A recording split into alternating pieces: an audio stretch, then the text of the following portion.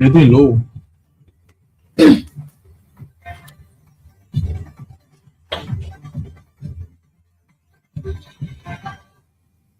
Live from Painesville, hello and welcome to Elbc Newsline. Today it's Friday, March 6th, 2026, and I'm Grace Howell presenting in the headlines.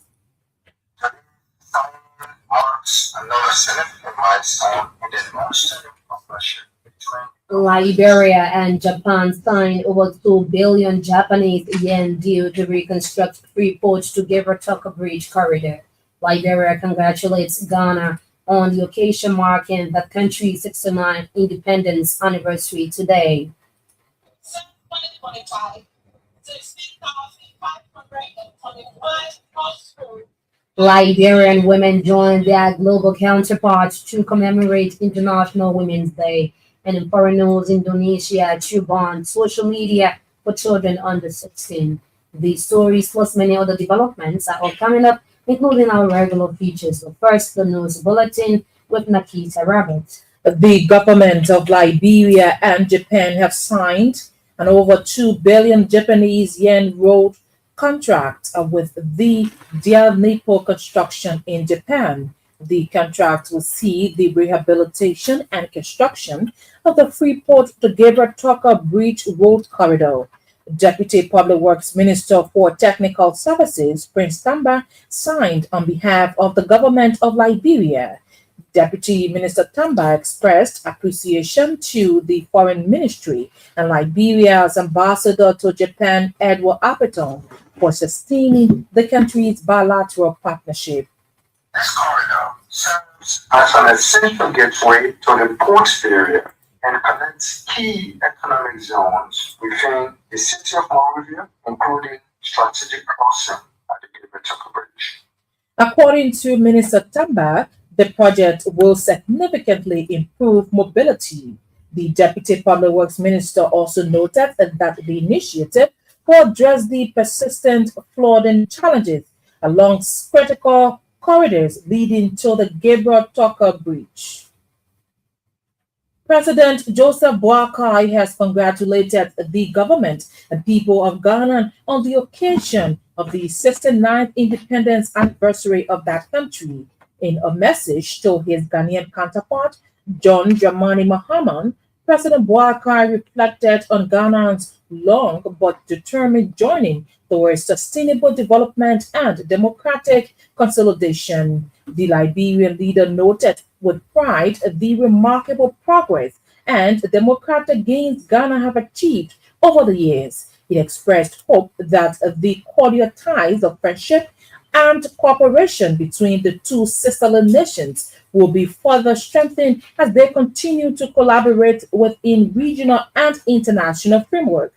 President Boakai prayed that God will continue to endow President Mahama with abundant wisdom and strength as he leads the people of Ghana toward greater prosperity. Gender Minister Benny Harris Colley has outlined several flagship initiatives undertaken by government to address structural inequalities that affected Liberian women in past years.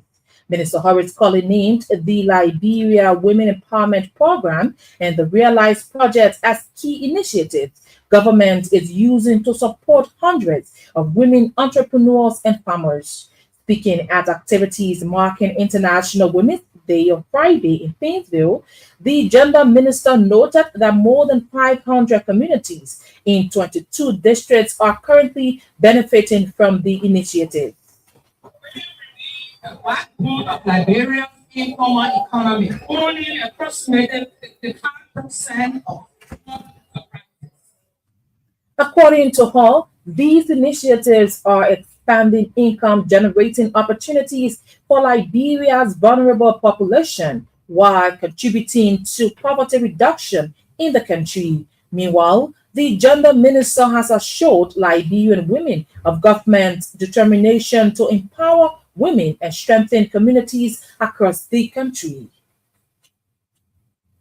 Youth and Sports Minister Antonin Cornelia Kura has recounted significant strides made by the government in empowering women and girls, especially in leadership.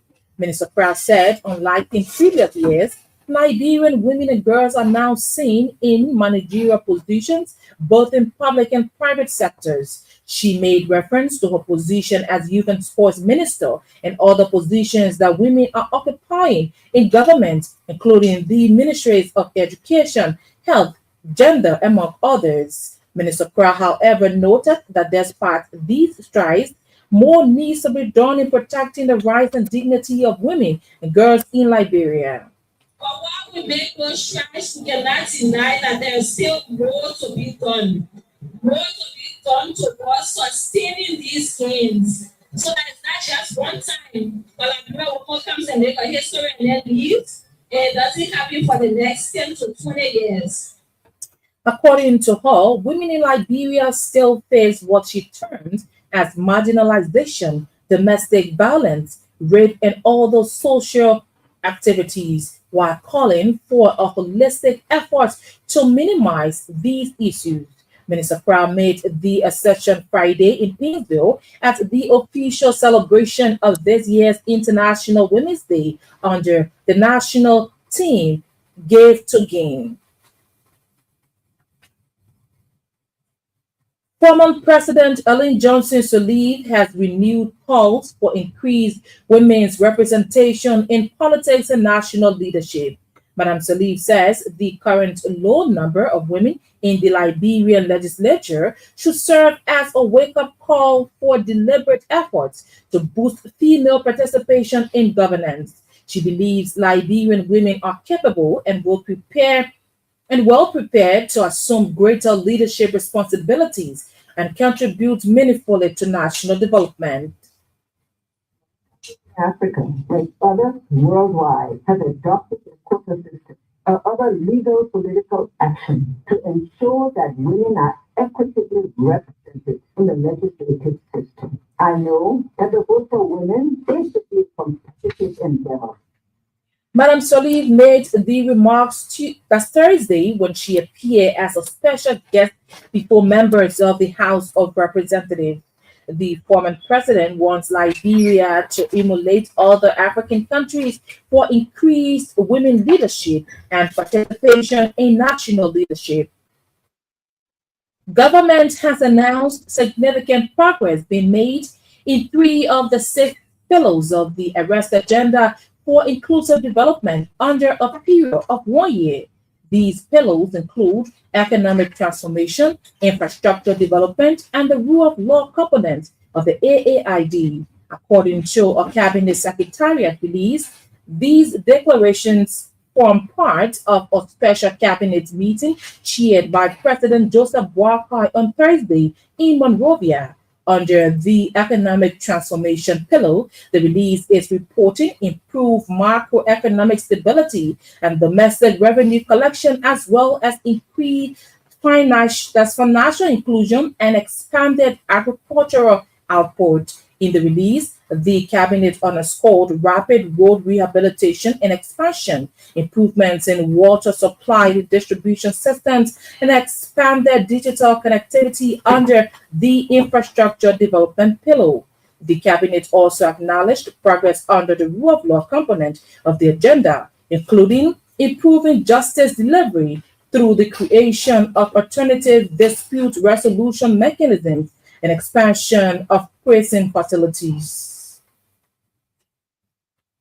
The Senate has summoned several ministries and agencies of government to provide updates on the status of volunteer teachers, health workers, and the teaching of civics in Liberian schools.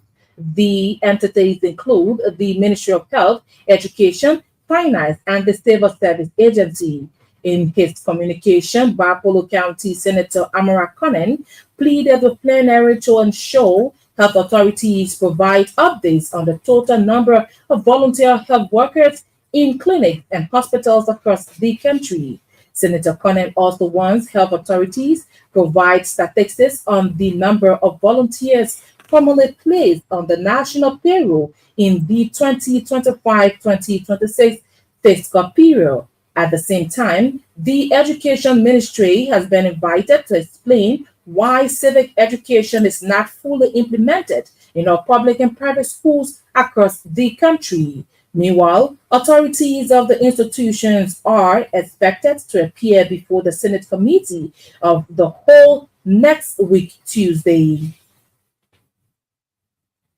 At the same time, the executive director and board of directors of the National Identification Registry have been cited by the Senate to update the public on the suspension of the issuance of the National Citizens Identification Cards. It follows a communication from Riverside County Senator Wellington Jevon Smith on Thursday. According to our legislative reporter, Senator Jevon Smith said the unexplained suspension of the issuance of the citizens' identification cards undermine moral business transaction. That's normal business transactions. He noted that the situation is posing serious difficulties to citizens across the country to carry out transactions at banks and critical institutions. Meanwhile, the authorities are expected to appear before the Senate Committee on State Enterprises to report to plenary within 2 weeks. The Liberia National Police (LNP) in Todi District has launched a manhunt for 30-year-old Othello Jackson for the alleged sexual assault of a pregnant woman in Tottenville Township. The victim told Elbc that the incident occurred on February 14 at her residence where suspect Jackson had gone to visit her that night. She narrated that the suspect held her mouth and prevented her from shouting while carrying on the act and later escaped the scene. Our correspondent said to date the survivor remains vulnerable without any medical checkup or intervention by any rights group. Police preliminary investigation has confirmed that suspect Jackson is still hiding within the community. The 14th Judicial Circuit Court in Riverside County has set free Amanda Jacobs from a murder case involving one Bobby Brown. According to our correspondent, Mr. Jacobs was free on Wednesday following a unanimous not guilty verdict by jurors during the February term of court. Our correspondent said on March 5 of last year, Emmanuel was allegedly accused of murdering Bobby when a conflict ensues between the two of them. The incident happened in Sayetown Central Riverside Statutory District when Emmanuel hit a stick on the neck of Bobby as the deceased was in the process of picking up his slipper. Emmanuel Jacobs was arrested, investigated, and forwarded to court by state security personnel in Riverside County.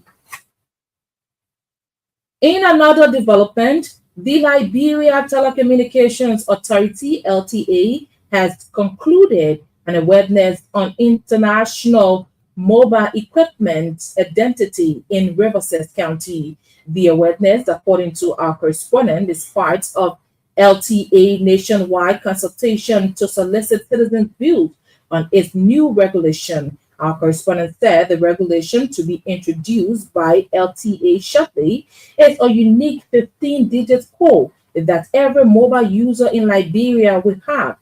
He said the regulation, among other things, would deal with phone theft and the importation of substandard phones on the Liberian market.